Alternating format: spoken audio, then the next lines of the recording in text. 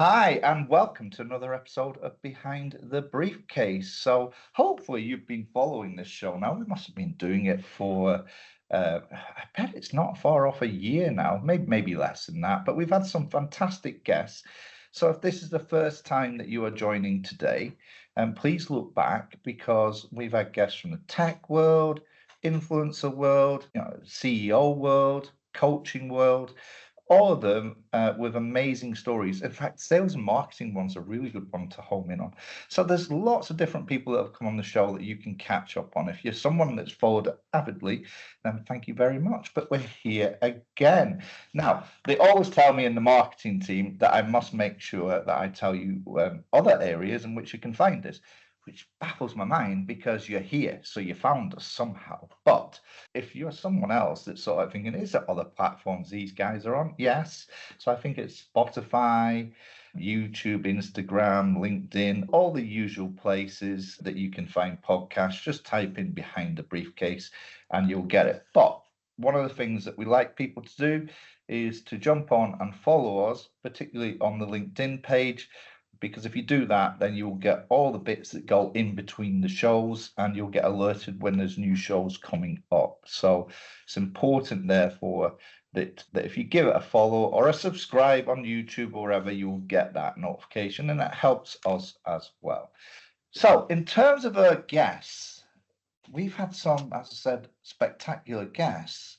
Some of the people I've come across in my working life, and some people it was brand new to me. So while you were listening, so was I, because I was getting great insight from the person. But a particular guest today, I do have a bit of history with this person. Now don't start thinking, oh, this is interesting. It's not like that. It is the fact that every so often in life, you bounce across someone and you go, oh my goodness, you're another version of me. And there's not many of us around. And there's been so many, in the brief moments that we've come across each other's paths to say hello that always gets an engaging conversation going. And we've also found ourselves in a tricky moment, which I will probably explore as we go further on. So I'm delighted to bring today's guest to you. I know you're going to get so much fun out of this one because she's a bit wacky and a bit crazy at times. But you know what? Just listen to what she's got to say, because those will plant some big seeds in your head that will grow and turn you into a much better person, whether it's in working life or whether it's in personal life. So I'm delighted today to bring to you Lucy Buxton. Hello, Lucy. Hello, Paul. I'm not so sure I like the wacky crazy introduction. Oh, why not? Well, in my world, yes, I'm wacky, I'm crazy. However, we know that the world is a strange place and people have their own interpretation of words. And yeah, I guess they just have to make their own mind up, won't they? They will, absolutely. To me, you've always been someone that is fun, enthusiastic, and passionate and believes in the cause. So that's my way in which I say wacky and crazy, because I think there has to be a bit of wackiness and craziness in us sometimes to keep doing what we're doing and banging the drum when sometimes it's not being listened to.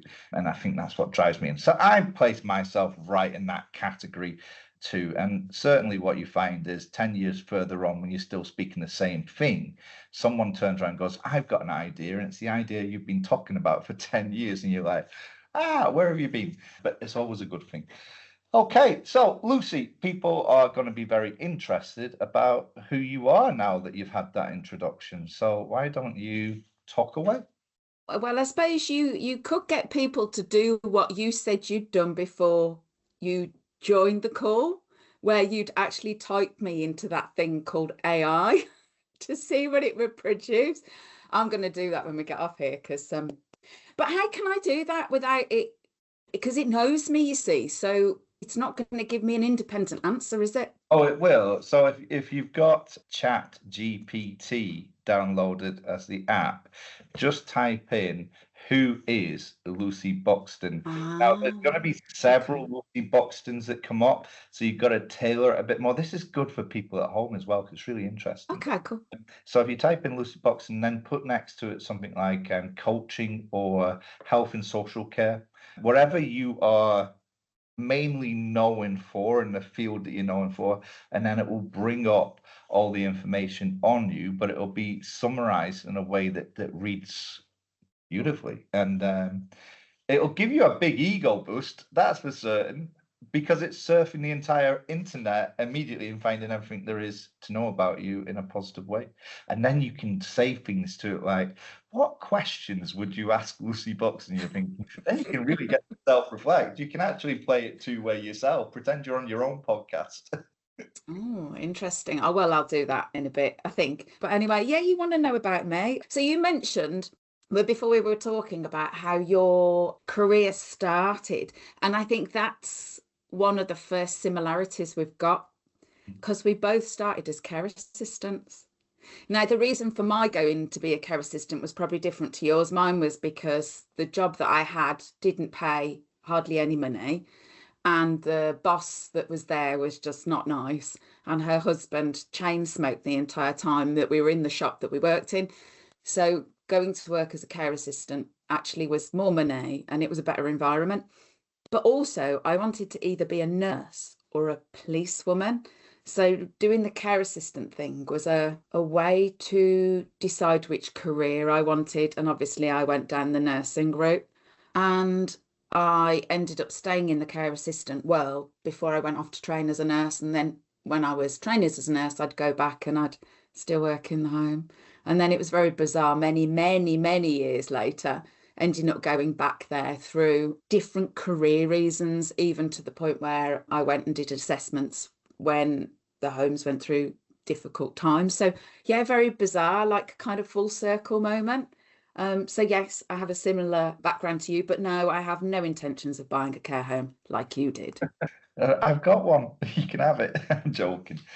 No, so Lucy, in terms of where I first started to come across yourself was very much, I think it'd probably be back in the days when we were doing like the health and social care It club. was, yeah, And then we yeah, kept seeing each other at different care shows, yeah. and we would both be speaking. But I just want to, we'll come into that as we go on. I just want to sort of like touch base. So you went in, let's lengthen that story. So in terms of you decided to become a care assistant, and then you went down the nursing route. So what happened in your career then? So you become a qualified nurse. Talk me through from that point probably up to when we first came into contact with each other. Gosh.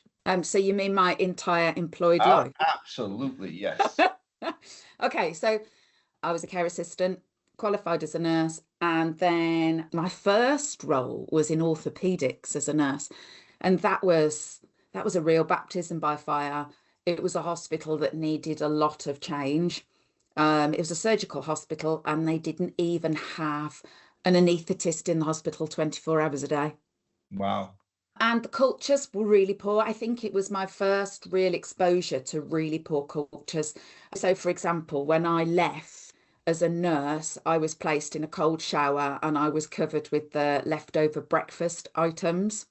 It was this meant to be in a nice you're leaving way, or was this sort of like a form of I'm not bullying? quite sure. I'm not quite sure because this was a hospital where the nurses used to sleep at night with their home head next to the phone and it wouldn't wake them up.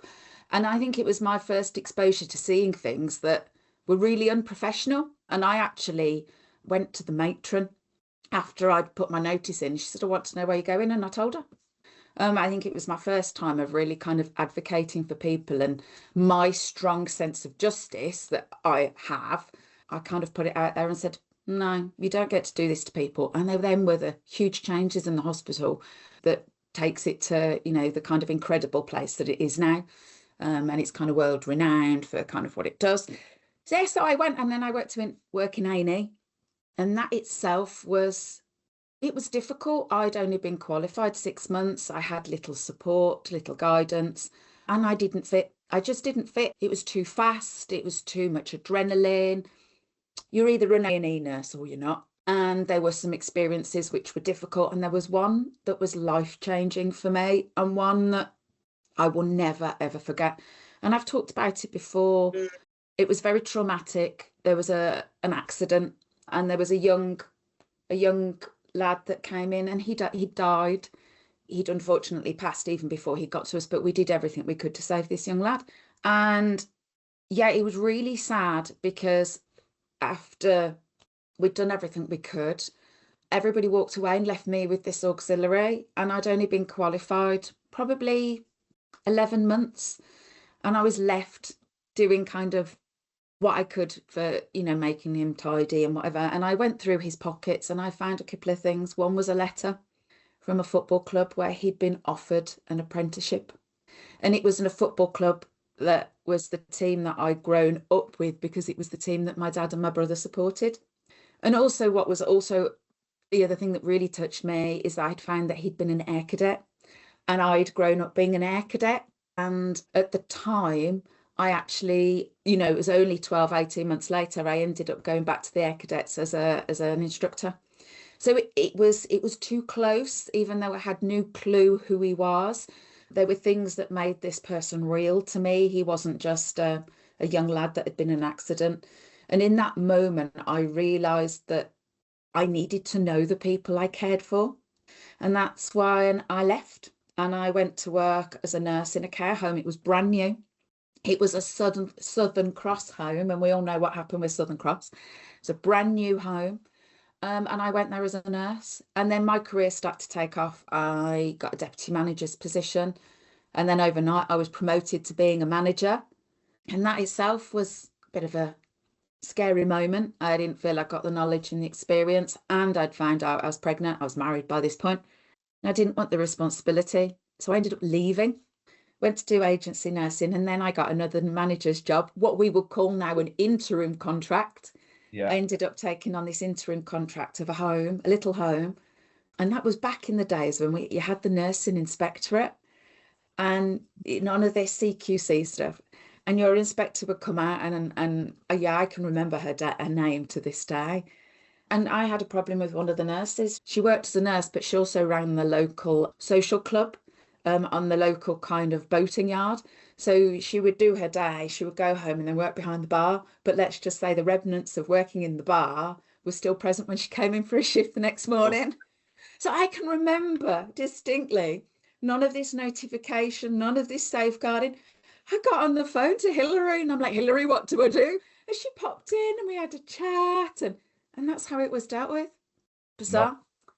And then, yeah, I kind of bimbled around agency for a while. I went to work in a home because I needed a home to care for my nan. Okay. This was in the days where you didn't have to apply for jobs or get references and stuff. So, yeah, I got a job where I was head of their reablement unit, which we would now call D2A, discharge to assess, or intermediate care. And I went there, nursed my nan, and she passed away there. And that was itself an interesting thing. I challenged some staff over poor practice.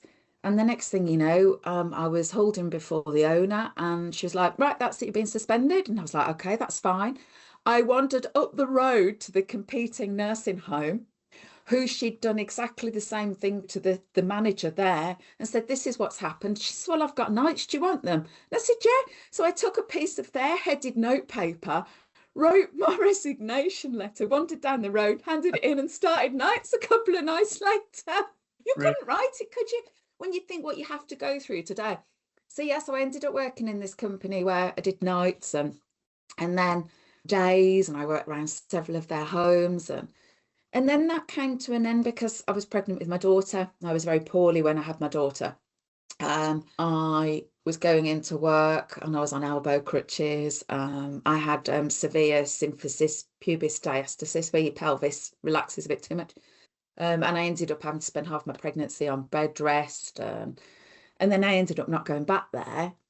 And then strangely, I went back to the NHS as a case manager. And that was in the days before the long-term frameworks for long-term conditions, the NHS frameworks for that. There was the NHS frameworks for, I think it was older people. I think that's what it was called. And I went as a groundbreaking team in Birmingham. We were called specialist workers for older people. There was me as a general nurse, adult nurse, there were social workers, there was a mental health nurse, and there were people from housing. And we case managed people who had several long-term conditions, might have had living on their own, and we went out and case managed them and kept them at home. We managed them in the community, so we would assess them. We'd do the single assessment framework paperwork, shared that with social care, get package of care really quickly. We turn the admissions around, get them out of hospital, physio, OT, housing problems. Yeah, we sorted all sorts of things. I mean, there were some really cool things I did there. There was a lady that she was, gosh, she must have been 94, living in the community. She was living with dementia, and she didn't know who I was from one day to the next. She didn't know who her next of kin was from one day to the next, and she was still driving. And I remember one day a friend rang me to say, the car's come back from the garage. What do I do? She's going to drive the car again. And I'm like, well, I can't stop her. What do you want me to do? And there's me out there at 6 o'clock on a Friday night with the police trying to get this lady to give us her car keys. We couldn't get the GP to say she couldn't drive. And there's me in the pouring rain taking the leads off her car Oh no. to leave her with the car keys and a car because she crashed the car once. What we were meant to do. A couple of weeks later, she ended up in hospital. She then went to a care home. And she was like more concerned about the fact that her cat was left at home. The cat was called Puss. What do I do about Puss? And there's me again, Friday night, ringing around all these cat sanctuaries. Nobody could take them. So guess what I did? I went and got a cardboard cat box, put the cat in the box and took the cat home until I could get it into. Yeah, like I say, my career's been full of really crazy stuff. And then from there, they were just about to disband the team because it was very much community matrons.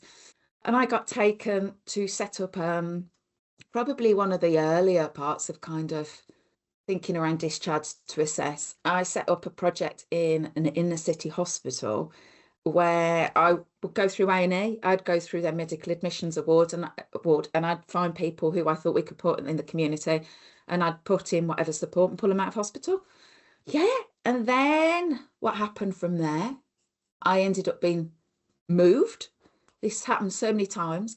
And I ended up being a continuing healthcare nurse for a very interesting project where I was seconded to Birmingham City Council, where they decommissioned all of their residential care homes. And I had to do all of their continuing healthcare assessments and move, I think it was 30 plus homes. And there was research done around transition shock. And moving these people into these different care homes, setting them up in these lovely brand new builds, and then other homes. Yeah, that was interesting. And then from there, I went through the whole process again about being redeployed. The role wasn't needed, and I got made redundant. So I went back to the private sector, and I ended up being a clinical development nurse for Barchester. And Lucy, just let me stop you for a second. Go on. Because your brain's ticking away and you've got questions. I mean, as you've been talking, and I think this is an important message for anyone, I've been writing down your sort of like career pathline or timeline. And what I've noticed is that you've taken something from every one of those jobs to engineer the next position. And if you hadn't done that previous job, then you would not have had the necessary skill set in order to do it. So, you know, when you talk about orthopaedics as your starting premise, so obviously you start in the care home. So you are at the level where you are absolutely frontline, everything is frontline, and you are doing every job role required within that. Moving in, when you become a nurse and you go into orthopedics, you're starting to understand okay, so an incident has occurred or an accident has occurred, person has had to have some form of operation, and therefore now you're moving more into the pre-surgery and post-surgery in terms of re-enablement, so rehabilitation even.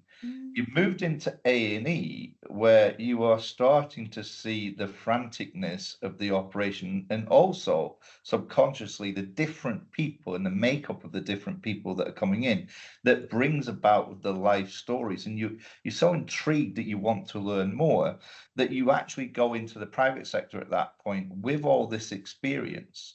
and move your way up the ladder very quickly within it. But even when you've gone back into the NHS, if you look at it, you are now dealing with people that will have come through NE, would have ended up in orthopaedics, would have had to have gone into a process of case management. So you'd have started working with all these different people previously, and now you find yourself in the role where you're part of that team, or you're in control of that team. So any package of care that was needed for this person, be it healthcare or social care, you know all the different aspects of what that journey is going to look like for them, which then makes you become an excellent communicator, which will go on to further as we got through your career. I just think the message to people is always, there is no job that you won't do where you can't learn lessons from it in order to be able to do a different job. It's so true in everybody I speak to, and so true on those that go on to actually become self-employed and create their own businesses. So sometimes when you look at something and you think this is a dead-end job and I don't enjoy it, you will find that what you're doing at that moment in time, in 10, 15 years time, you'll go, if it wasn't for that period in time, I would not be able to do what I'm doing today. And it's really interesting because as you listen, none of my movements really, a couple of them of my career have not many have been intentional movements. They've been through circumstances. I've been made redundant from roles so many times, like just in that one period of time with one NHS trust, I think I ended up moving to 4 different roles. None of that was my choice.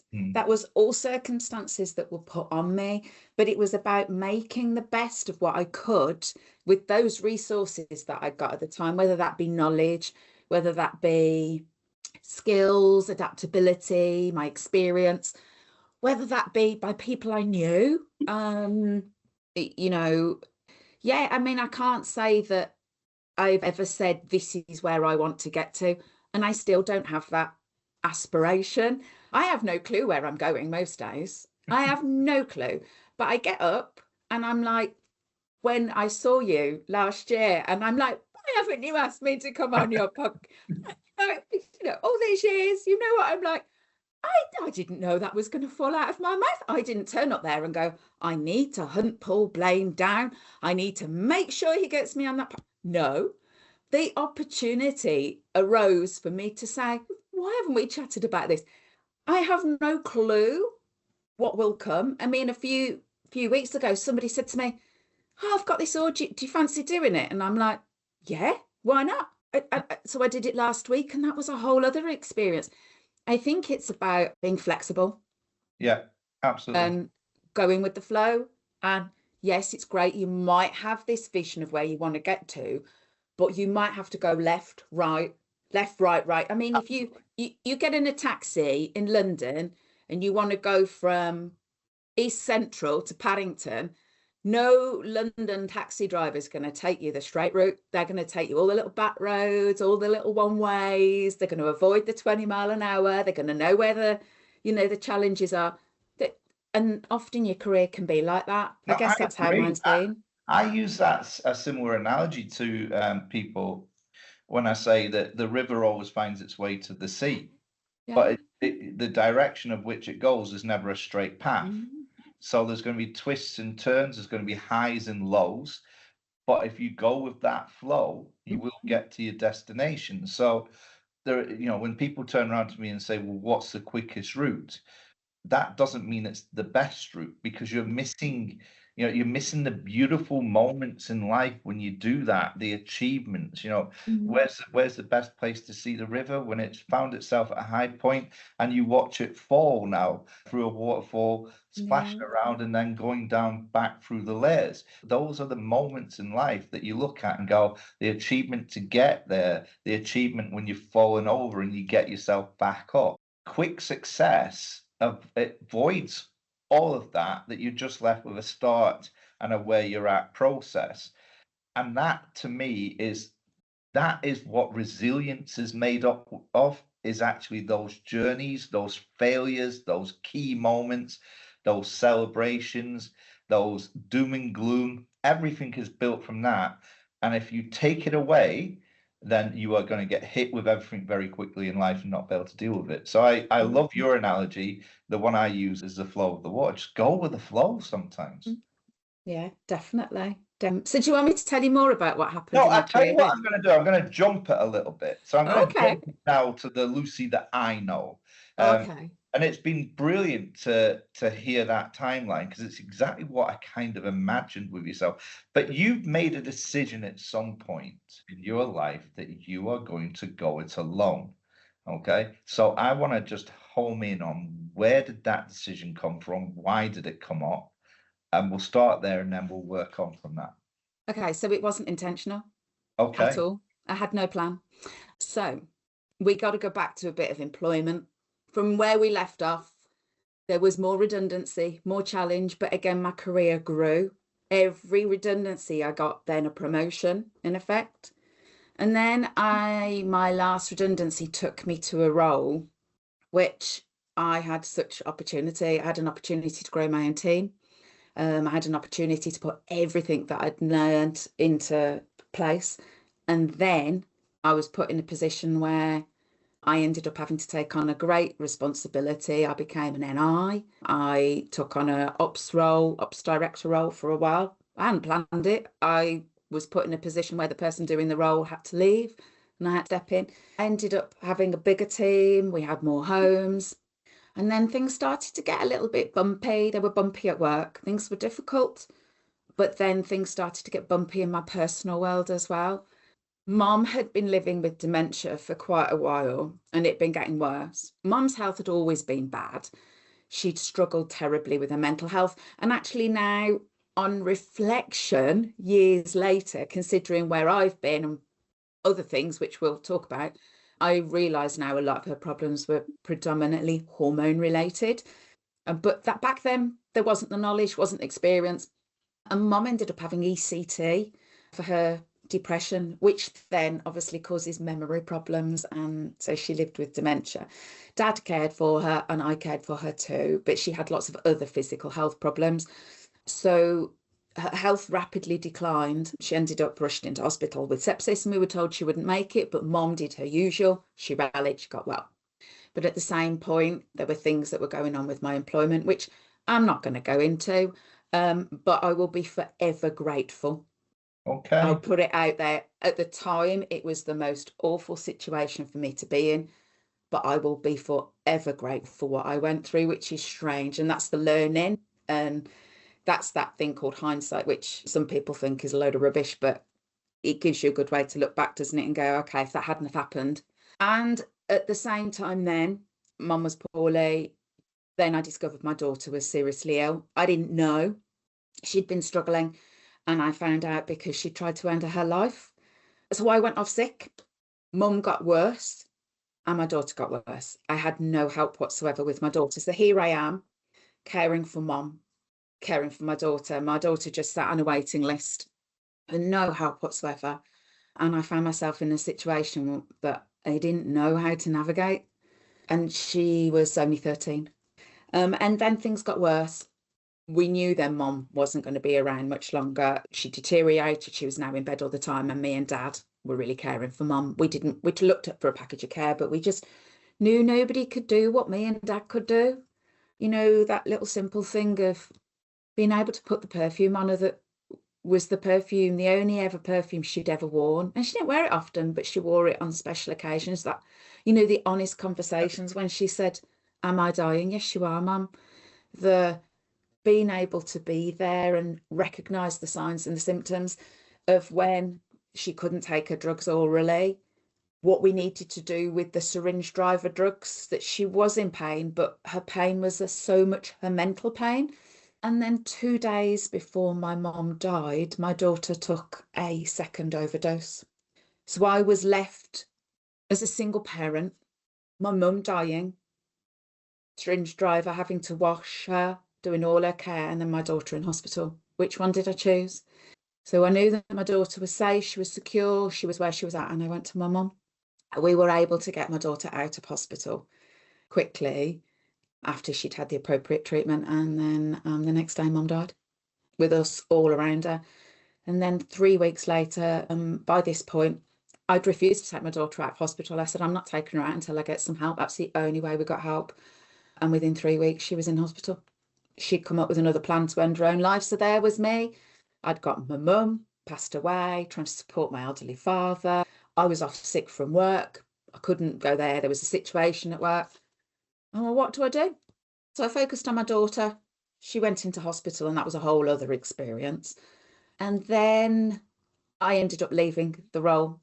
And my dad said to me, so what are you going to do now then? And I said, well, I better work for myself. I said, because who's going to employ me? And that's how I set my business up. Lucy, we'll come on to that in a minute. But I think you just touched on a point there that a lot of people will be in a similar situation, because I know very much that's really how our relationship really started to discuss. Now, I won't go into the absolute personal details because it's not fair on the people concerned. Yeah.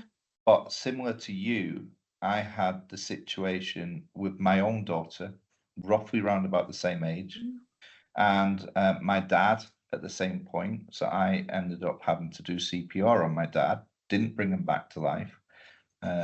To be fair, I'm going to be honest with you, if I had brought him back to life, he'd have killed me. I have to look at that as a positive, but in those circumstances, in that moment, that's your dad, and you're going to try everything. And it happened all of a sudden. And I've got my daughter who's also trying to take her own life at that point, days after. What I want to really touch on here is how that affects you. And I'd love to have an open conversation with yourself on this, because I struggled, really struggled with the fact that I felt that with my career and what I'd done and the subjects that I'd taught and the environment I'd worked on and the people that I knew, I felt for the first time in my life a huge failure. I felt, if how can I not use everything I've got to fix this situation? And it was as if the system was very poor. The system didn't help. I'm sorry if that offends anybody that works in those fields. It's not your fault. It's budgetary. It's where the focus attention.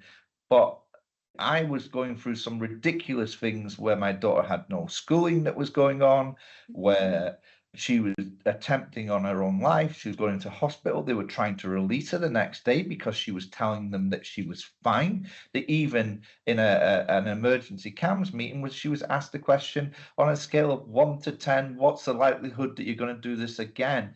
And she said 2. And they went, okay, well, you can go. And I'm like thinking, well, come on, guys. It's obvious she's going to give you that answer. She wants to get back to do what her intention was in the first place. And your whole life gets changed around, even the environment that you live in. You're getting visits, and it's almost like people are trying to say it's your fault, and you don't know whether it is your fault or not. And you keep reflecting back on every conversation you've ever had, the signs, the signals, everything, the bullying at school. Could you have done more? And you just feel helpless, but also, as I say, that word failure, I kind of lost every bit of ego that I had in those moments and realized I don't know what I'm doing. And it was hard. So I'm wondering how you felt as a nurse, as someone that had worked in the highest forms, as someone that was heavily connected within the NHS, within their role. How did you feel at that time? I think so. Our stories are similar but different. So your daughter was at home, wasn't she? Yeah. So my daughter ended up being sectioned. So she ended up being away from home for 16 months in 2 different hospitals. And the feeling I had was guilt, not failure. Yeah. Because I didn't have the chance to be or to experience feeling of failure, because I had to put all of my knowledge and experience and all of my motherness into protecting my child, who was in an environment that was dangerous. And I can say that because the hospital that my daughter ended up in was closed. So I can say that. Having said that, and I wrote this in her review meeting for her section, I said it was a necessary evil. She had to go there. She had to see how bad it was so she could fight to get out of there, so she could fight to get home. So for me, the biggest feelings were guilt. I did have a lot of, how did I miss this? That's my fault. I've been busy working. But my daughter was able to clearly say to me, you missed this because I went over the top to ensure you didn't see it. Mm. And she did. She was very clever in how she did things. Lovely. I was very frustrated in a system that wasn't functioning and a system that wasn't listening to me as a parent. So I would say to these people, you need to watch her. She's not good. This is what's going to happen. They didn't watch her. And then I was proved right time and time again. I wrote my daughter's care plans. I even wrote my own daughter's discharge plan. Wow. That's how bad it was. And my daughter's now left with PTSD because of it.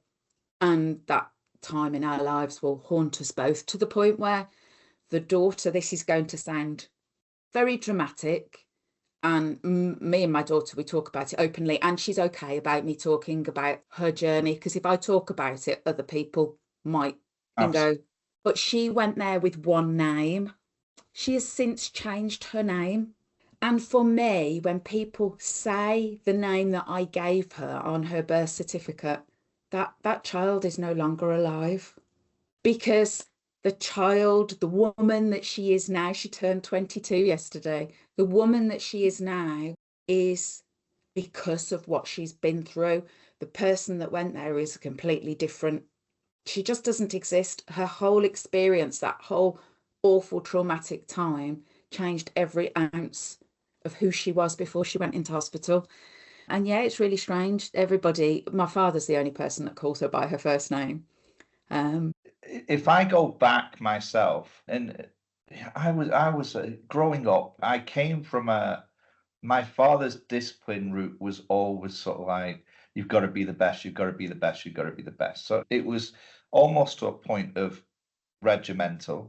And on the face of things, he would come across as a really nice person in the public. Behind the scenes, he was an aggressor in terms of you're not doing good enough, and you didn't feel he wasn't a natural person that would give love. My mum was a nurturer. He was very much what you class as the critical parent if we were looking at transactional analysis. So my mentality when I went into my working career was very much that. It was I'd look at people and go, I'm better than you, I should be in your position, and pushed myself all the way up. I think when what happened with my daughter was the first time it stopped me in my tracks and changed me as a human being, because I'm not necessarily saying I wasn't a nice person to be around. I had a whole history of that and a lot of people who'd supported me through that time. But I would say I was quite selfish and relentless in my pursuit of wherever it was that I was going to be, which I hadn't figured out. And then I realized the importance of actual people and people close to you, and the time that they need and the picking up the signs. And not everybody's born to be another version of you, and they need to find their own route and be supported in that. And I think during that period, you talk about your daughter now, I can talk about my daughter who just won a huge, she's a boxer, she just won a huge fight a couple of weeks ago now. And that she come out the ring, she had trained so hard for this fight. It was a home show. So she was back in the Southport area. And as she came out the ring, she just ran at full pace across the floor and just jumped straight up into my arms. And somebody's grabbed the picture, which is great. And her word straight out to me. Now, I wouldn't advocate my daughter swearing because no one likes this, and I won't use the word, but she just looked at me and went, "We effing done it." And I'm telling you now, that's the most emotional moment of my entire life, because it was like we did as a family, we did. We got through it as a father. All those moments where my mental health really took a downturn as a result of what was going on. Even I started to have suicidal thoughts off the back of all of this, because I felt like I'd lost an identity of myself. But with that also became a new identity, a new version of me. So similar to your daughter changing names, a new version, the improved version. And it's made me take a completely different look on life. And I think this is where I'm going to go to now with this, is that's changed the way I coach. Well, you give from a different place, don't you? Yes, that's changed my entire, where it was always like, sounds awful, pull your big boy pants up. Come on, we've got to get through this. If you've got to work till 2 in the morning, you have to work till 2 in the morning. You can't let your competitors beat you. If you're not if you're not working, I guarantee you your competitor is working. And it was all that mentality, when now it was actually, we don't make good decisions when we're so blinkered towards one thing. So let's actually come back and take a view holistically of everything that's going on and figure out where the help, where the support actually is. And almost to a point, I was saying, coaching, trust your emotions, but also look out for the emotions of others around you. So yeah, it's changed. So I'm interested now. You go that whole episode with your daughter, with your mom, all your life history and work, and you make the decision, oh well, I best I best go self-employed now because no one's going to employ me. It subconsciously, you would have known at that time, I'm ready to help people, because that's essentially what you're doing. I'm ready to help people in a different way. Yeah, so I mean, it's 8 years now, Yeah. this year, that I've worked for myself, and I've done so many different things in that time and completely retrained as well. And I am a completely different version of me. She's, who I was then's gone. I had really short hair, now I've got all of this. I've gone through the menopause. I am such a different woman, and I completely give from a different place. And I am who I am. And if you don't like, that's okay. As long as I'm not rude to you, as long as I'm not offensive to you, as long as I don't go out of my way to hurt you, then you know what? I don't have a problem if you don't like me. That's not arrogance. That's contentment with me. That's about realizing that we grow from the inside out, not the outside in. It's about doing the inner work. It's about having the time to reflect. It's about challenging ourselves, thinking differently, not worrying about perception of what might happen, what might not happen, as long as we do things in a kind, a good way that's lawfully right, because we often deal with a lot of law. So what? Give it a go. I mean, I think you've just described the self-actualization moment of Maslow's hierarchy of needs right there. yeah, yeah. And I think so. It's interesting, isn't it? Because, like I said, I don't have a clue where I'm going. I don't know. I will just go with the flow. I see what today brings. But every single experience is about growing me. It's about reflecting on me. It's about learning about me. And if I can learn about me, then I can do whatever I'm meant to do here in this place we call planet Earth in a way that will help others. If it's that I step onto the tube and I light up the tube, if it's that the lady that's on the tube when we're, 6 people deep and she's there and she's pregnant and no one's moving out the way, if it's that I can stand there and go, excuse me, because I've got the confidence to move 6 people and say, there's a seat there. Mm. I'm not sure, it's interesting because the whole journey with Little was so difficult. And then afterwards, that it has challenged our relationship beyond belief, the two of us, because she's found strategies that have not been helpful for her. Absolutely. Which have impacted me massively. It massively impacted my health, my nervous system. And then it's also really challenged me with where I was going career-wise.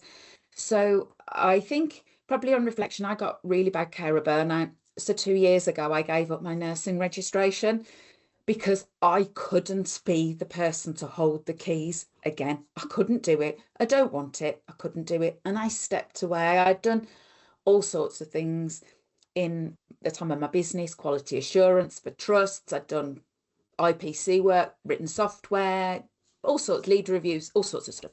And then obviously I completely retrained as a coach. I'm a trainer of hypnotherapy, trainer of NLP, doing lots of other training at the moment, but that's a whole other subject.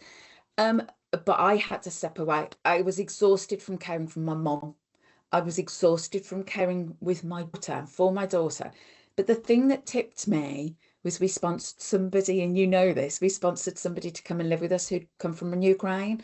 And I didn't know that they had alcohol was a big strategy for them. It was a big coping mechanism, and it was awful. We had police, ambulances, safeguarding. It was terrible. And I had to remove them from my house. And I think that's probably one of the cruelest things I feel that I've probably ever had to do, bringing somebody into my home that was vulnerable and needed support and care to the point where they turned up, they had a bag, they had no clothes, we clothed them, we gave them food. They said that we'd given them more love as a family than they'd ever had. And then to say, I'm sorry, you can't stay here, that was awful. And I took that really badly. And I sat with it for about 12 months or more, maybe 2 years, can't remember now. And then I ended up saying, I can't have my registration anymore. So I gave it up. And it hasn't impacted my career. You know, I balance my work world. I do care stuff. I do governance, audity stuff. And I still do coachy stuff. I balance the two. And I can hold that space. But what I do differently now to what I did when I was kind of compliance and an NI is that I hold the space for the why, I hold the space for the people, I hold the space for the emotion. Only last week I sat and I was doing this piece of work and I sat there and I went, what's going on? What's in the room? And somebody said, yes, there's an elephant in the room. And then I found the human part of what was going on. And I was able to adjust where my audit was going. I could ask different questions. I could get feedback in a different way. It's about seeing people as a whole person. We're not just people that go and fill out a notification. It's about going back further than that, digging into the what happened, what was the experience, what was the territory, what had that person been through years before, and also knowing that people can be the best that they can be. There's no box that you can put people in. You know, people can grow, they can evolve. I look at my daughter. I've been in London a couple of times the last few weeks, and unless I can drive somewhere, I'm like, no. But I got on the train. First time on the train on my own in about 14 years, and I did it. And I've been on the tube and I've been on public transport. And there's my daughter who spent such a long time very poorly. She left hospital. She didn't have education. She finally got 2 GCSEs. She went and did an access to higher education, and she's in London because she's at university. I love it. Love it. And she's doing a BA in art, and she's in the London School of Arts. We would never have known about her art talent had it not have been for her illness. Her illness, her journey. She lives with PMDD. She's autistic. She's got ADHD. She's got Tourette's. All of this, and there she is as my tour guide round the London Underground. That is a proud moment for a mom to think, yeah, getting you out of the nest wasn't a straightforward journey. But you're doing it and your wings are out there, and yes, it's difficult, and yes, it's challenging, and yes, we have to navigate world in a different way. But her thinking, how she is, I just look at her and I think the world needs more of you, Do you because know, then we might not be so cruel to one another. Lucy, do you know what? Guilt, when you said the word guilt, I immediately changed my mind because you're right.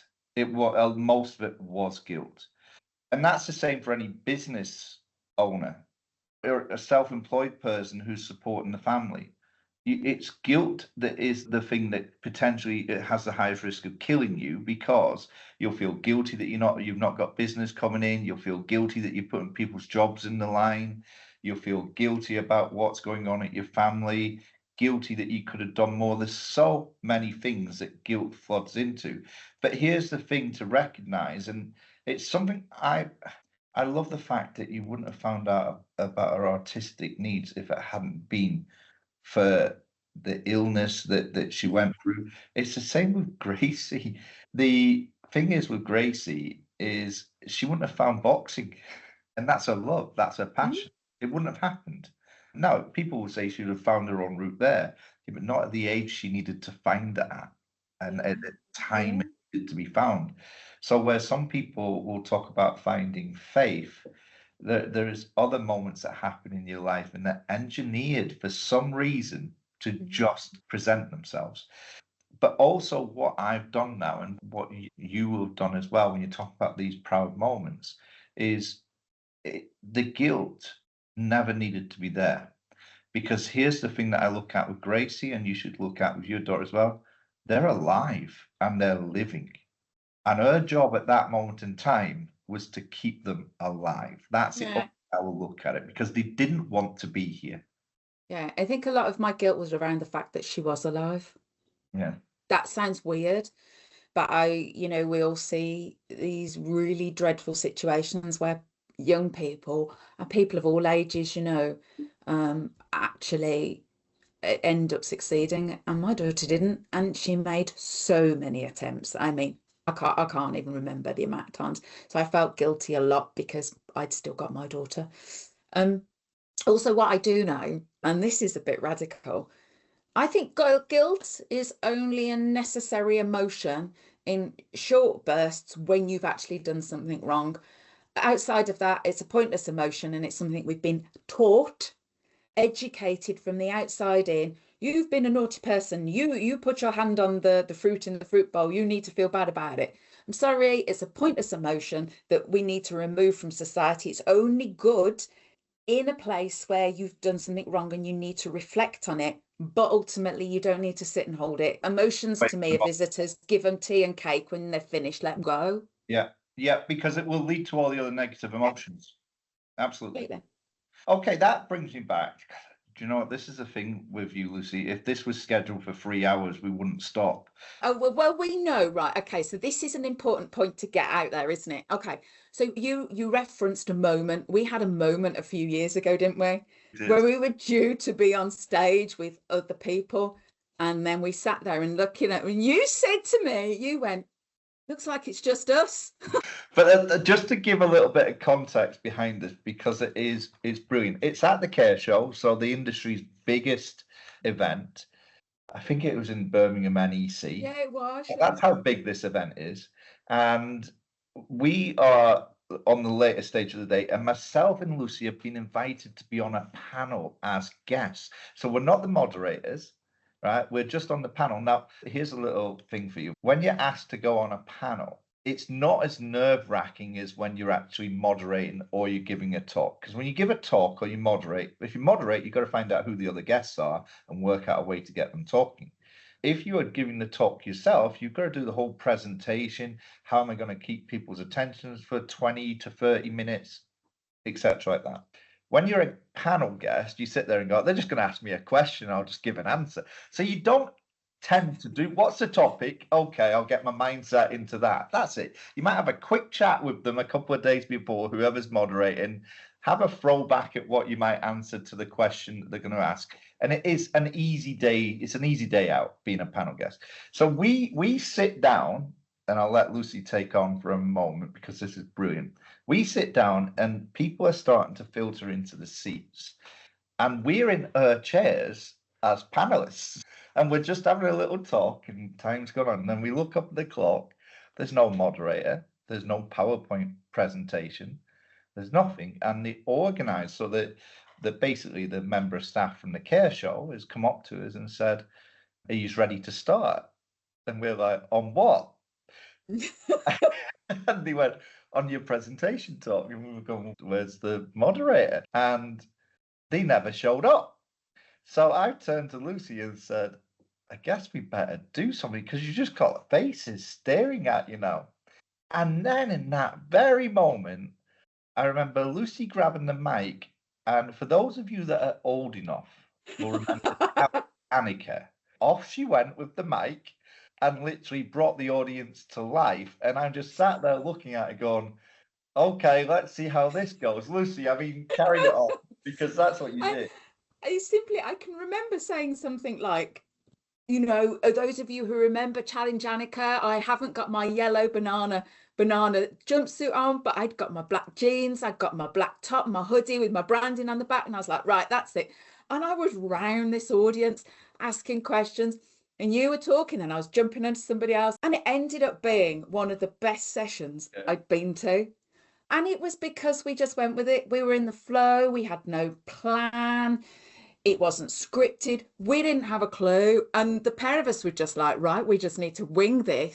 All we had was the header for what the show was meant to be about. Yeah.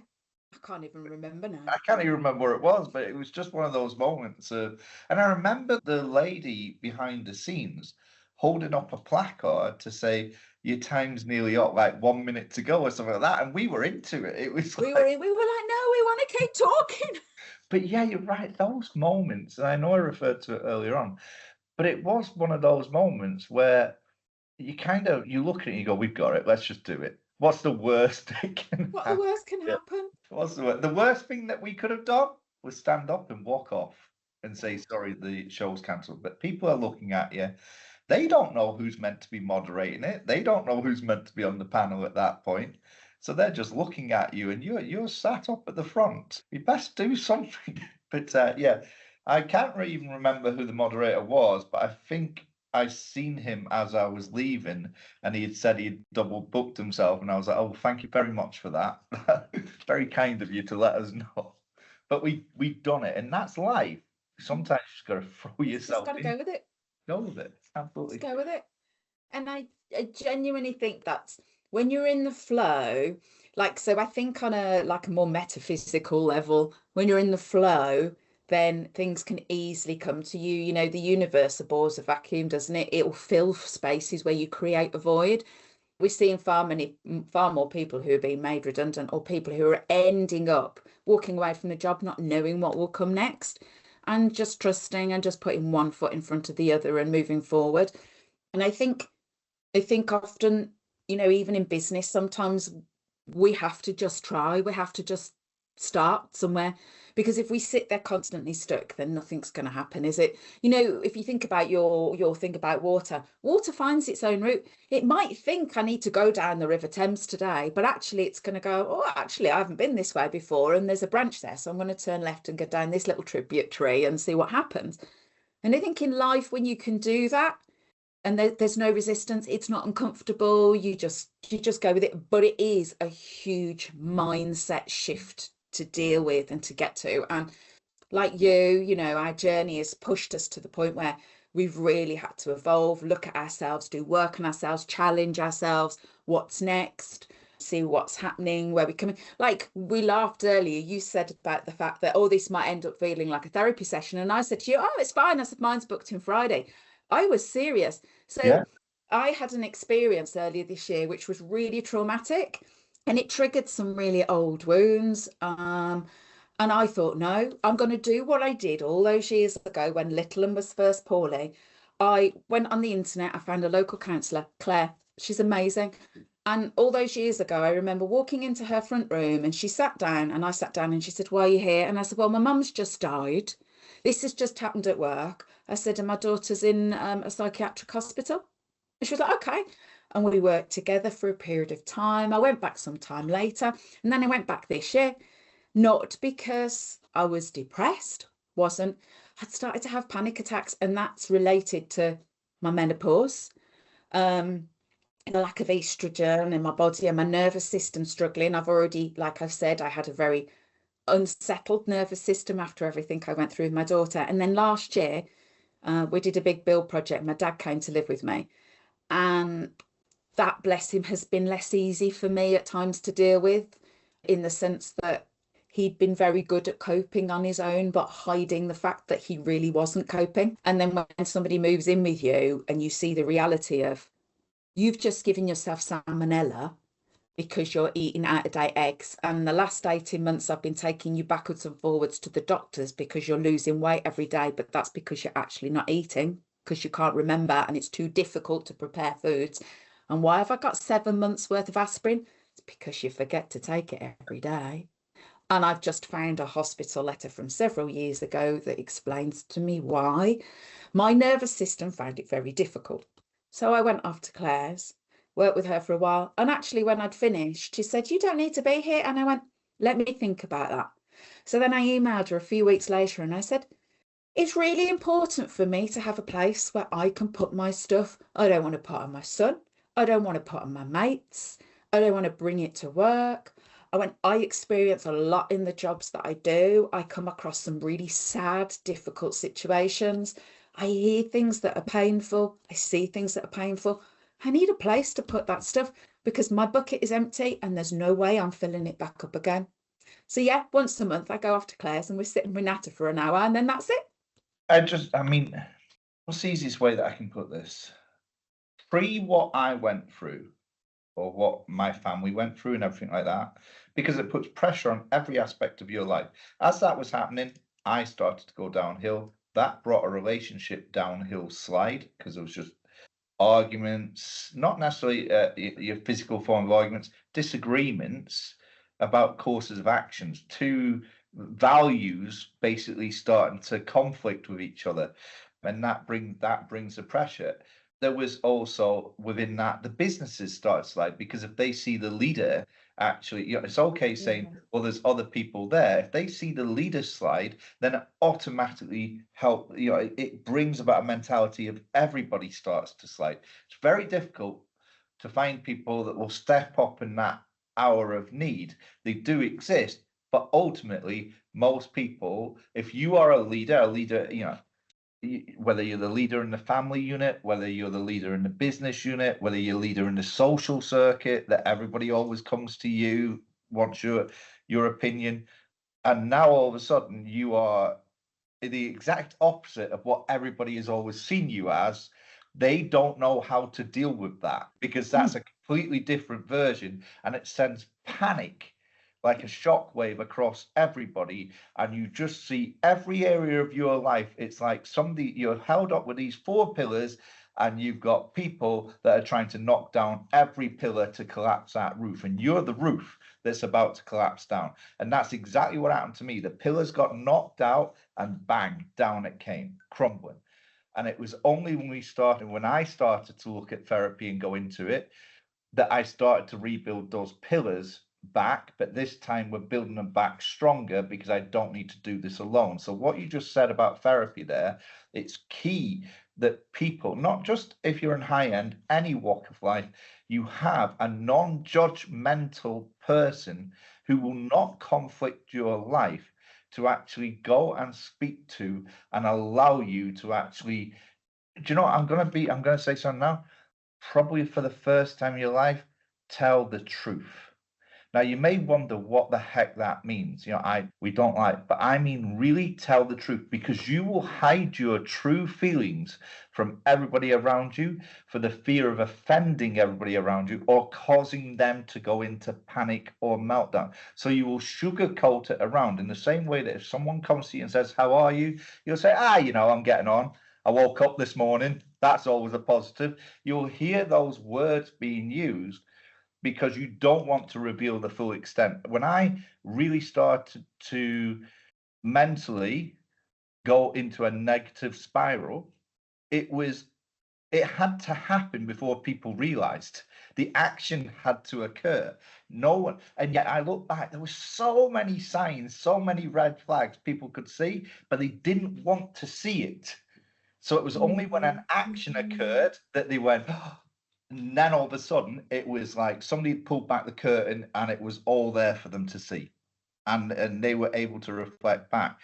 You can beat that by actually working out some of the signs and symptoms yourself and then doing something about it early doors. So when I get a negative feeling now, I know where that negative feeling will lead to and manifest to unless I do something about it. And what I have realized strongly is I ain't the best person to deal with that.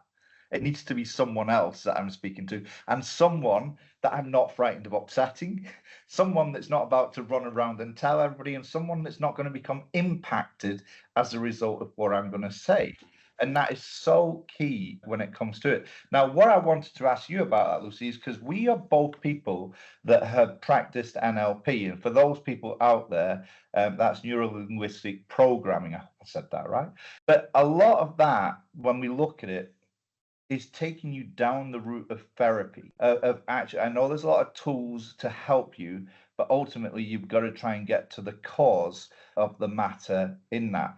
I find now in the people that I coach, so the people that I coach are normally high end business people, board directors, and they'll want to learn a specific thing. They'll be like, okay, you need to get me to communicate better to my team, or you need to be able to get me to speak at these conferences, or you need to be able to get me to a point where I understand financial situations a lot better. And it's mad because I look at the turnover of their business and then I look at the turnover of my business and go, I should be coming to you. But they've always been in a position where they've never really had to fully understand it. They've just got there. I always find that it is never, a bit like what NLP says, the presenting problem is never the problem. Yeah. The map is not the territory. They're coming to you with something, but it's completely removed and completely else about it. A business might ask for an audit, but actually it's got nothing to do with that whatsoever. And there's something completely Yeah. everywhere else. Yeah, it's about getting to the root cause, isn't it? You're saying about having a place to put this stuff. The safe space I have with Claire is I can work all this out on my own. I know I have panic attacks. I understand how to deal with it. I lie down on the floor, I ground. I know when they're starting in my body. I know when my HRT is not doing what it needs to do. Get all of that. I needed a place where I could just sit and talk about it with somebody there where I can go, oh my goodness me, that's the light bulb. Yeah, I get it now. But also somebody that, like you, I'm a mirror holder for people. And I have this habit of pulling, she says, you pull the towel off the mirror. A lot of people don't want you to do that for them. A lot of people aren't ready for you to go, you need to look in this mirror because this is your reality. So your people that are coming to you and going, oh, I need to know how much more I can get my EBITDA up by another 10 million. That's not what you're asking. You need to be looking in the mirror and going, actually, my belief is around the fact that as a child, I was told money doesn't grow on trees. I was told as a child that your first pair of shoes, you're only worthy having them from the Daily Mail. It's got nothing to do with where your business is going. You need to sort out the stuff back there because what got you here won't get you there. Absolutely. It's so many times. Promise you now, on most people that I coach, I would say that 80% of it is therapy, 20% of it is teaching. So in other words, let's find out what is going on, why your emotions are like that, why you are making rash decisions, and you have to explore every area of their life. Now, in order to be able to do that, the first couple of sessions, it's going to be about building up trust because you're going to ask them to expose the real version of themselves. And it'll be the first time ever, most likely, they've had to do that because we are always hiding a version of ourselves. And because we can't expose the real version of ourselves to everybody, it's almost like you hold on to a secret. And that's why when you actually start to go through therapy, you start to go through therapy, you start to realize, hey, I can speak about this and no one's holding an opinion. And you start to realize that all the things that you learned in life, professionalism, boundaries, everything can be stepped across. This is what people think of you. Don't expose yourself like that. You're supposed to be a tenacious, go-getter. One of the hardest challenges for me was to look at it and go, I've achieved so much in my life. And I'm not just saying that from the business perspective, but personal goals. Climbing bloody mountains or running marathons or doing Ironman or bodybuilding competitions when I decided I was going to become Britain's best after a year. I don't know what I was thinking. Being a jockey, being a counsellor, working in governments in terms of think tanks. So many things I can look back on my life and go, wow, the person that left school would never have dreamed that within their career. But when I started to go down, and because one of my biggest things that I was pushing was always mindset and mental toughness, for the first time in my life, I had no control over my mindset, and my mental toughness I thought was fake. In other words, doubt. I really started to doubt myself, and I had built my whole identity up. I created this character that was unbeatable. Absolutely, I don't care who you are, you won't beat me. And then all of a sudden, when you started to believe I could be beat, it's a bit like the undefeated boxer after 10 fights believes that he's invincible. And then somebody punches him and he gets knocked out. And you will see the doubt that now cripples them to the point of they're never the same fighter again.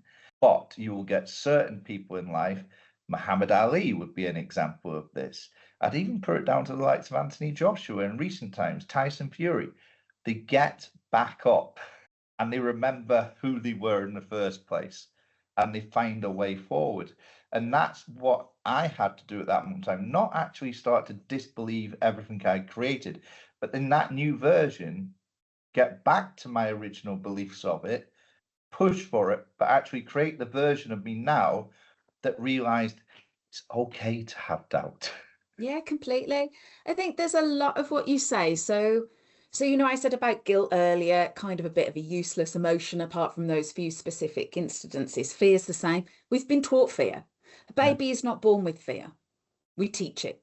We tell absolutely. it off. We leave it alone when it's crying. We teach it fear. Society teaches us fear.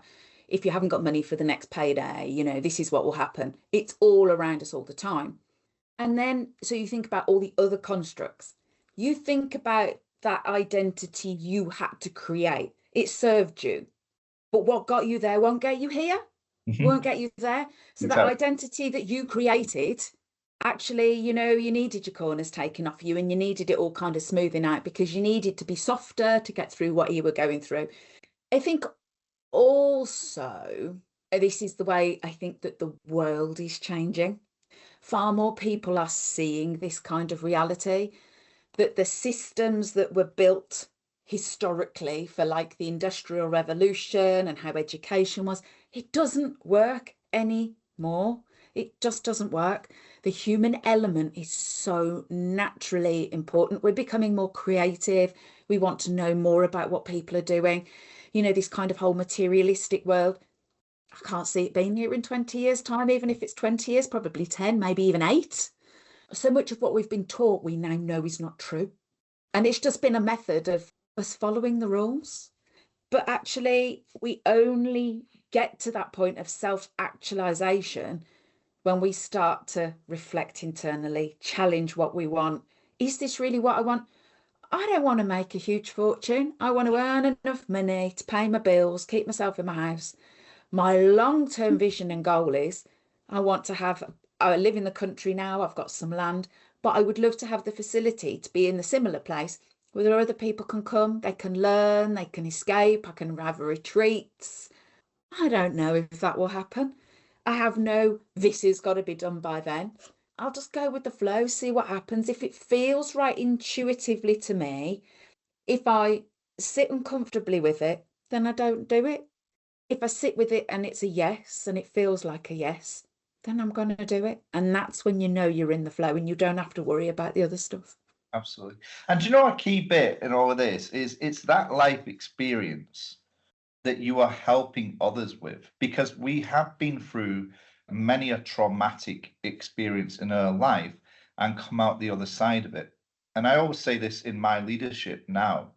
There has been so many occasions that has occurred in my life that at the moment in time it happened, it was catastrophic. We're going bust. It's over. The regulator's going to close us down. I'm going to go to prison on the wherever it may. Not that there was a time for that, but ultimately everything always came as it was a huge thing, catastrophic. It's over. Game's up. And then we didn't die. There's a concept called post-traumatic growth syndrome. You can Google it, and it works in the sense of where you go through these difficult situations and you are able to stand back up, you are able to right yourself. Every single knock strengthens your nervous system, and it comes from engineering. So I think it's steel, possibly. I might be wrong. Where every time it's hit, it gets stronger. So for me, every time I get hit, I get stronger. I learn something new. I choose to take something out of my world that drains my energy. I say, I'm not going to do that. That's not going to achieve me anything. So I've been able to reflect on that. Then I become stronger. I become more resilient. I become more patient. That's that thing with growing through life. It's a shame that the knowledge we have, we die with, we're not born with. But then what would be the point? Yeah, there'd be no growth. Absolutely. So just on that basis, I think that's the bit where as you have more of these new things that come at you that are always catastrophic. I've got a young group of managers around me, a young team that have come into the businesses, everything they experience is new. So everything they experience is catastrophic. So they are literally me 30, 40 years ago. Mm. So now the difference is that instead of me starting to throw things around the room and say, it's over, we're done, I'm the one that's actually sat there saying, okay, let's see what we've got. Let's see where our biggest area is. Right, do this. Or this bit here, it's noise. Okay, so we need to rid the noise and get to the root. And they look at me and they go, "Oh, how can you stay so level-headed all the time?" And then people that have known me for 30 years and worked with me are looking at me and going, what happened to you? And it's Mhm. just because you're able to look at things and go, we won't die here, by the way. It may seem like it, but we won't. There's a way around this. It's not as bad as you think. And I think in coaching, we're doing a lot of that to a lot of people, particularly whether it's the person who you're finding out has burnt out. Yes, absolutely. It's a thing. And absolutely it will happen. And it will happen to every single person in a working role at some point, unless they've got the greatest, happiest job in the world. Because the higher you go, the higher the stakes, the higher the pressure. There is that work-life balance is a difficult thing to achieve. So how can you do it? Because unless you enjoy your work, there is no balance. And then the third one is actually doing things that you never done yourself. Take a bloody break. Allowing yourself to notice that if you were driving your car along and a light flashed up, you don't take a hammer and start smashing the dashboard. You actually pull into a garage and go, I think it needs a service. We need to Yeah, do. no, definitely. I think there's some things in that. So that whole kind of bit about the garage, it's about having the humility to say, this isn't me, this is you. Yeah. And I wonder kind of how much, that we've been programmed to, oh, we've got to be the best, got to be the best entrepreneur, we can't fail, can't this. Stop that. You know what? I'm actually okay saying, can you take the top off the jar? Because my hands are just not strong enough anymore. So there's that. I can't remember the bit that you said before, and it was really profound. I wanted to come out with, but you know what? Here we are. This is my brain today. It has moments where it's good and it has moments where it checks out, and that's okay. I don't care. But you've already pre-warned them on crazy, so it doesn't really matter anyway. Absolutely. And the thing is, Lucy, there's so much more that we could talk about. And I'm looking at the time. I know. And I'm You're sorry, terrible. so sorry. But yeah, and there's so many questions I had that we could go on to, but I think just by going with the flow, as was said, there's actually going to be people that listen to this and they unexpectedly take more from it than they ever wished they could believe because they may have come onto it and thought, oh, I'm going to learn about Lucy Buxton and her career and how she got to where she got to and her coaching styles and everything like that, which are fantastic, by the way. But I think you're going to get people that sit there and go, whether they're experiencing the menopause, whether they have a loved one with dementia, whether they have children who are going through mental health issues, they're going to realize they're not alone. And it doesn't matter who you are and how much you know and Mm. how experienced you are. As a human being, we're going to go through the same emotions, we're going to experience the same things. And it is going to be the most testing moments of your life, but it's going to be the moments that create your character, the moments that create your judgment, and the moments that have the potential to go on and create the new better version of yourself. And all in all, can I just say, as a last note on that, success doesn't come from having a great idea. Success comes from evolving that idea time and time again. So, in the coaching world, or the therapy world, or the business world, or the education world, whichever world you are in, it's what's happening to you today that may make the difference to someone tomorrow and the day after, because you're going to bring that knowledge to them. That's the job that we do.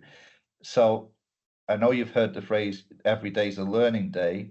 It's only a learning day if you open up your eyes and open up your ears to it. That's the only time it becomes a learning day. So my message to you leaving this is a number of things.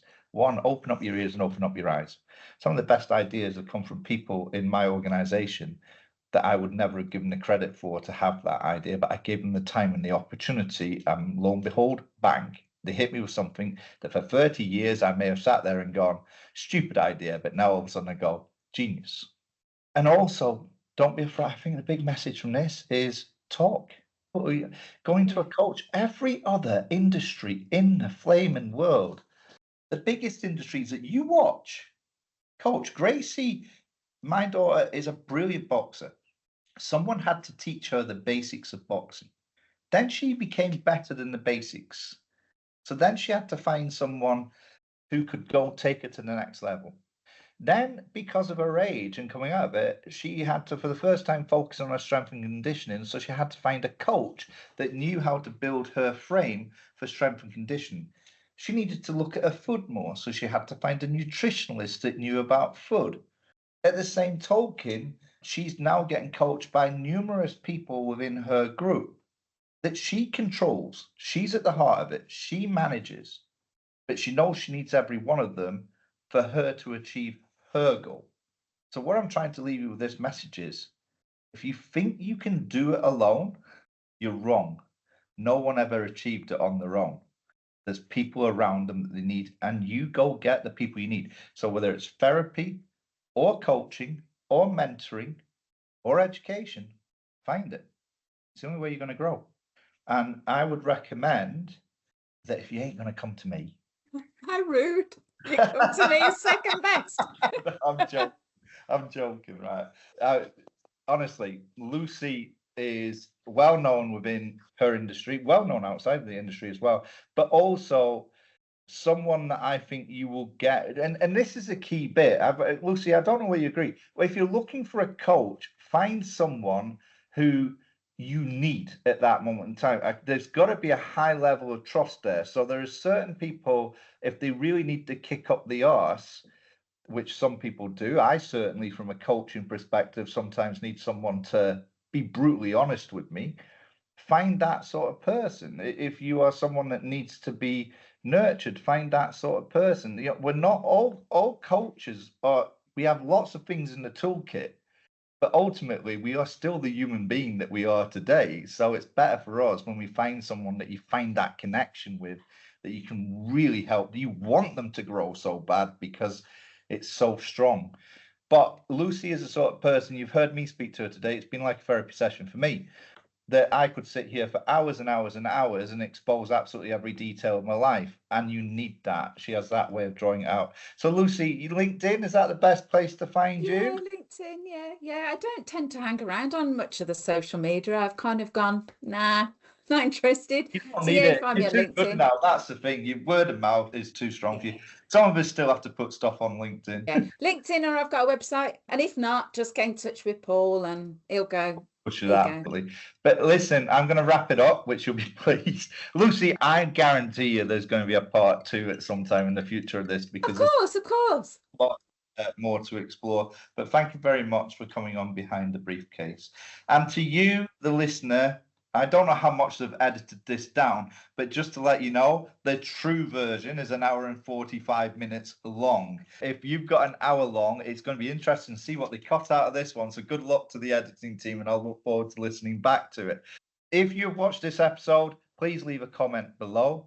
You can also tag Lucy Buxton into it, and I'm sure she will come back. Any questions you have out of this, you want to talk about experiences yourself, then message away. But please give us a follow, please give us a like and a subscribe, and let's keep this going and have amazing guests like Lucy coming on. Everybody's given their time up on this for free. No one gets paid. There's no advertising money that comes into this. And we're all very busy people in our own world. But actually what you will find is a lot of people that come on to speak, they want to tell the story. They want to help educate the new generations coming through, or you in wherever position you are in. So if they're willing to give up their time and they've gone through these life experiences and these challenges, going back to what I said before, open your ears, listen. You may just gain something from it, just one moment that changes your entire life. And that's the key to all of these. So from this week, from Behind the Briefcase, thank you very much for listening. Lucy, thank you for being an amazing guest, as always. And we will definitely be picking this up again in the future. And from me, it's goodbye. I'll see you next time on Behind the Briefcase.